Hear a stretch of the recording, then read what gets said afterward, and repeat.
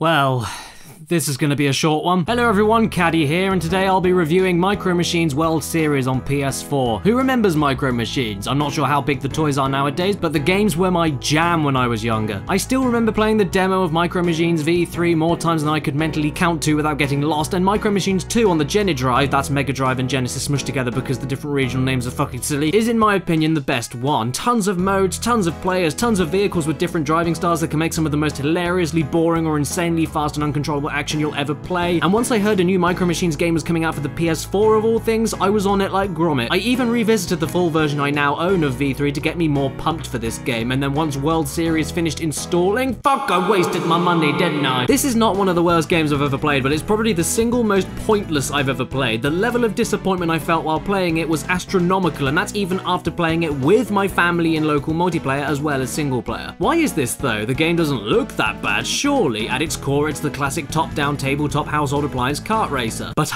peel back the princely exterior and a huge ugly fucking toad lurks underneath it. The main reason for this isn't even really something the game does itself, but more in the actual packaging of it. If you look all over this box, you'd be extremely safe in assuming this is another classic Micro Machines title with not only the same level of content and enjoyment as the games from 20 years ago, but also the fact that it should have more going on as well as being prettier. However, what this game fails to tell you is that it's predominantly an online game. And when I say predominantly, I mean around 85% of the game is online only. And if you get this game on PS4, like me, that means you need to own a paid subscription to PS Plus that's recently gone up in price, which I don't own right now and aren't really interested in doing currently. Yeah, that means I paid a good 30 quid for this game that, aside from a couple of things to do, I cannot actually play to its full unless I spend more money to do so. Yes, it says at this part of the back of the box that you need a PS Plus subscription to play the online, but every single PS4 game with online features says that. There's nowhere else that claims or states a single thing about most of the game's content being essentially locked out with the paid online feature.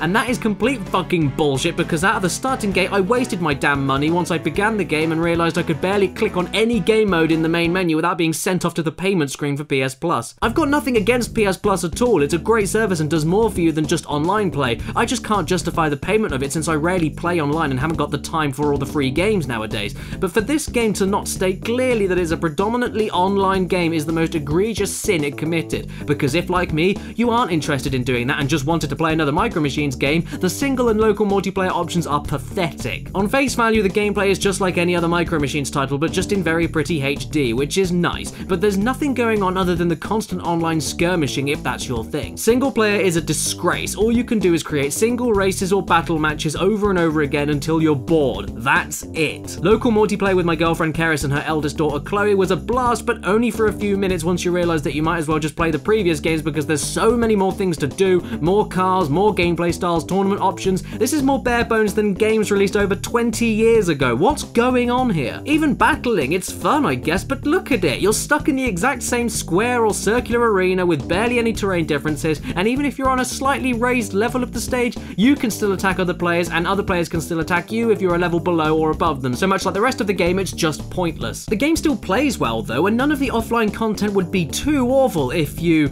I don't know, got experience points for doing anything, but you do not. And that's a massive kick in the balls, since you need the online only XP points in order to actually unlock more customizable skins and audio in the hilariously deep options. I do love all of the different soundbites and skins you can unlock. They're charming as fuck and oftentimes pretty funny. Cobra! I live my life 25 centimeters at a time. You wanna get crazy, mate? What's a muppet? But if it's the only thing in the game that I can actually unlock and feel like I'm progressing and doing something, then what's the point of playing the game offline? Again, play any of the previous ones on PS1 and before and you get more cars, more things to do, more gameplay time, so and hey, yes, the game definitely looks good, and the around the house messy tabletop environments from garage workstations to kitchen tables have never looked this good, and jumping down snooker table holes and avoiding rogue Cheerios is still charming as a chimp.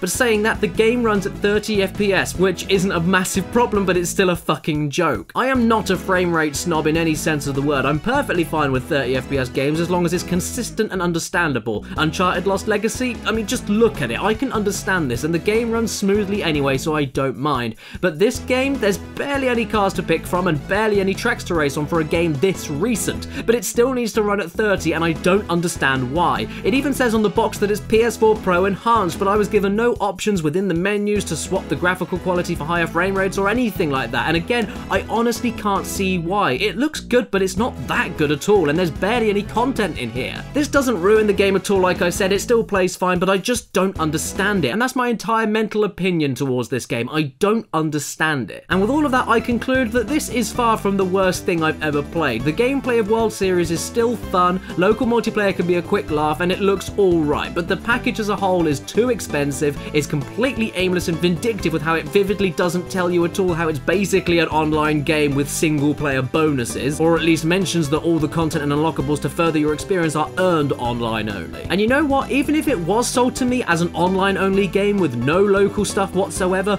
the gameplay I'm sure would be the exact same thing as single player but with actual people to race and experience points, because if there were more tracks or more cars available through the online play, then that would make this game even worse than the disappointment that I feel right now. Please tell me if that's true. I don't know, I can't do it, I'm not paying to find out. I give this game a 3 out of 10. If it's your birthday today watching this video, happy frickin' birthday to you, and please remember to stay beautiful.